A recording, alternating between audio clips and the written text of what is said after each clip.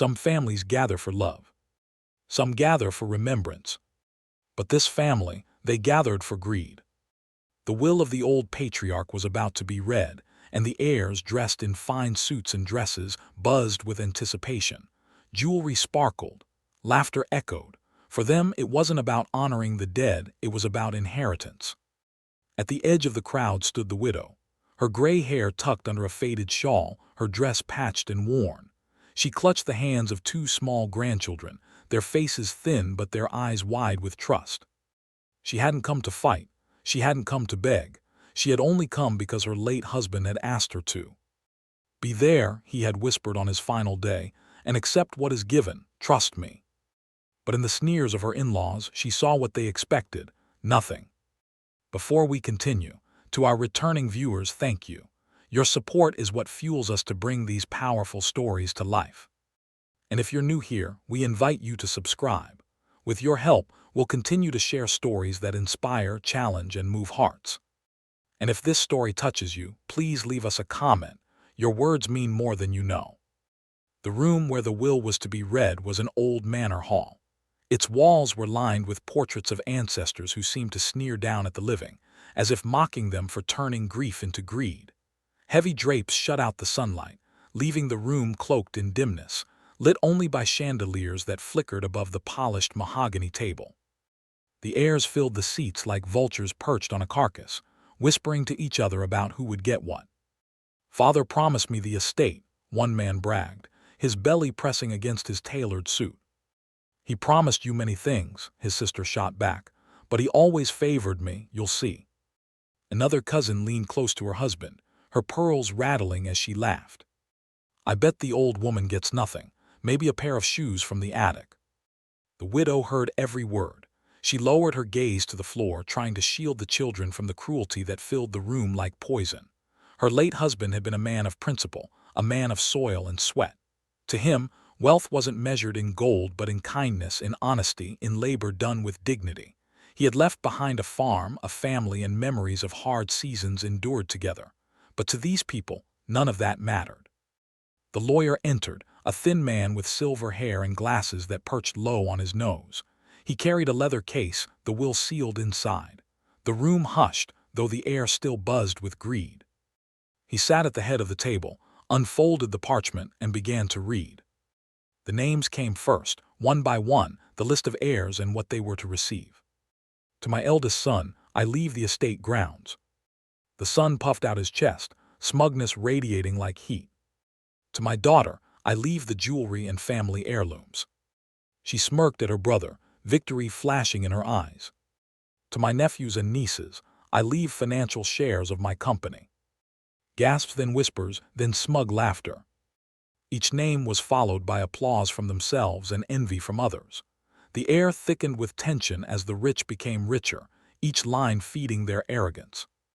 At last the lawyer hesitated. His fingers brushed the page, his throat clearing. His eyes lifted toward the back of the room, to the frail widow holding two children by the hand. The heirs turned too, their sneers already forming. "To my beloved wife," the lawyer began. The widow's heart skipped, her grip on her grandchildren tightened. "I leave a painting, an old, dusty painting hanging in the barn."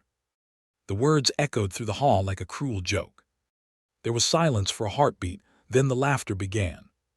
It started as a chuckle from the belly of the eldest son, then a snicker from the daughter. Then the whole room erupted into howls of mockery. "A painting," someone scoffed. "Not even jewelry, not even land," another cackled. "Dust for the dusty old woman." One of the cousins leaned across the table, grinning wide. "Seems fitting. After all, she never brought anything into this family but poverty." The widow's face flushed, but she did not cry. She reached out her trembling hand as the lawyer produced the painting. It was covered in dust, the frame cracked, the image barely visible through the grime of years. To the family, it was nothing but trash. One nephew sneered, "Careful not to break it, it might be worth 5 coins at the market." His wife added, "More likely it's only good for firewood." The grandchildren clung tighter to her skirt, their little eyes darting between the jeering relatives and the painting now in their grandmother's arms. The widow pressed it to her chest, as if it were the most valuable thing in the world. Her husband's voice echoed in her mind, "Trust me." The will continued, but she heard none of it. Her thoughts drifted back to her husband's final days, the way he had gripped her hand, the one hand she still had left, and whispered through labored breaths, "They'll laugh at you, they'll mock you, but when you hold what I leave you, hold it close, you'll see." He had been a man of mystery in his last years, often vanishing into the barn for hours at a time. She thought he was only reminiscing, sorting through old tools, maybe nursing his grief for the brothers he had lost in war.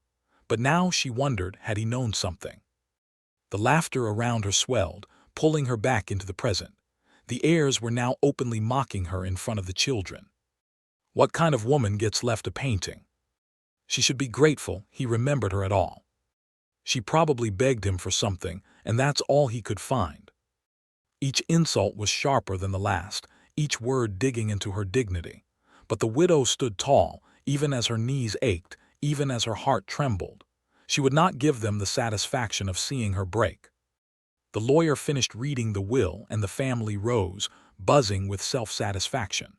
They congratulated themselves on their wealth, already discussing how they would spend it. "She got dust, we got gold," one muttered as he brushed past her. "Pathetic," another spat.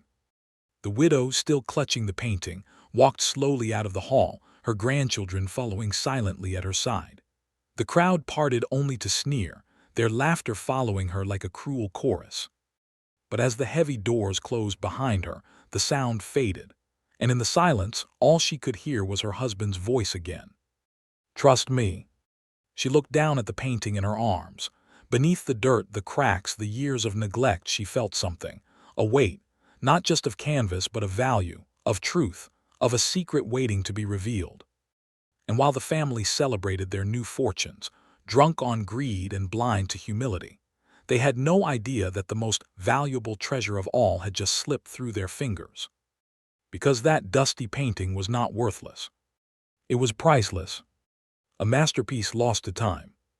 And soon, the world and her in-laws would learn exactly how wrong they had been. The night after the will reading, the old widow sat at her kitchen table, the painting leaning against the wall. The children had gone to bed, but she couldn't sleep. Her husband's words kept circling in her mind. "Trust me." She lit a lamp, the dim glow spreading across the canvas.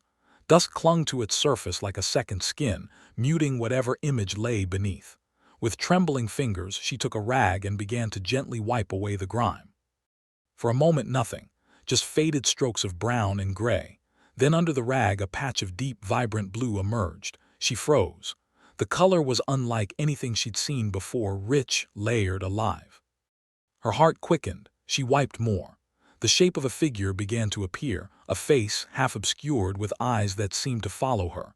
The strokes were delicate yet bold, the hand of a master, not an amateur. Her husband hadn't left her trash. He had left her a secret. The next morning, she wrapped the painting carefully in a cloth and carried it into town. The in-laws had left already, their carriages loaded with treasures they had boasted about late into the night. She had no carriage, no fine clothes, only her worn shoes and her determination. She walked to the small art shop run by Mr. Ellison, an elderly man known for buying and selling local works. He greeted her with a polite nod, his spectacles glinting in the light. "What brings you here, madam?" he asked. She hesitated, then unwrapped the painting. The shopkeeper leaned forward, expecting a trivial piece, but when his eyes fell on the canvas, his hands froze midair. He blinked, adjusted his glasses, looked again. Where did you get this?" he whispered. "It was my husband's," she said softly. "It was left to me." Mr. Ellison's face went pale. He ran a finger carefully along the edge of the frame, brushing off more dust. His hands trembled as he stepped back. "Madam, do you have any idea what this is?" She shook her head. "This isn't just a painting. This is a lost work, a masterpiece. I would need to verify, of course, but if this is what I believe it to be," his voice broke off, his eyes wide with awe, "then you are holding a fortune." The widow gasped. Her husband's voice whispered again, "Trust me." Mr. Ellison called in 2 experts from the city. They arrived days later, scholars with sharp eyes and quiet voices. They unrolled their instruments, examined the brushstrokes, the pigments, the canvas weave. Hours passed. The widow sat silently, clutching her hands together, her heart pounding. Finally, one of them turned to her. "This painting," he said slowly, "is a missing piece by Laurent Devereux. It was thought destroyed in a fire over a century ago. Collectors have searched for it for decades. If this is authenticated, it will be worth," he paused, searching for words, "millions." The widow's breath caught. Millions. The experts arranged for the painting to be taken to the capital for authentication. Within weeks, the announcement shook the art world. Newspapers splashed headlines across their front pages. "Lost masterpiece found in barn. Widow heir of painting worth fortune." The in-laws saw it too. At first they thought it was a joke, but when the reports confirmed the truth, their laughter died. The woman they had mocked, humiliated, dismissed as dusty herself, now held in her hands the greatest treasure of them all. And worse, the fortune was legally hers, ironclad in the will. Her husband had outsmarted them all. The family raged. They stormed her doorstep, demanding explanations. "You cheated us," the eldest son shouted. "This belongs to the family," another spat. "You'll waste it, you old fool." The widow stood at her door, children peeking from behind her skirt. She didn't raise her voice. She didn't fight. She simply said, "Your father gave you what he thought you deserved, and he gave me what he knew I needed. That's the difference." They cursed, threatened lawsuits, but the law was clear. The masterpiece was hers. Months passed. The painting was displayed in the National Gallery. Scholars came from across the world to marvel at its rediscovery. The widow was honored at ceremonies, though she never sought the attention. She attended with her grandchildren, their small hands clutched tightly in hers, their faces glowing with pride. She used the fortune not for luxury, not for revenge, but for life. She restored the family farm, repaired the crumbling house, and built a future for the children who had clung to her in the hall of mockery. And yet the whispers of that night never faded. The in-laws, stripped of their dignity, now lived with the shame of their own cruelty. Everywhere they went, people remembered the story, how they had laughed at a dusty painting, only to watch it become the crown jewel of art history. Their wealth, their jewels, their estates, none of it compared to what the widow had been given, and none of it erased the truth. They had been outsmarted not by luck but by love.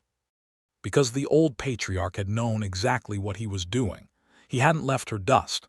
He had left her respect, hidden in canvas and color, a respect the world would see, even if his family never did.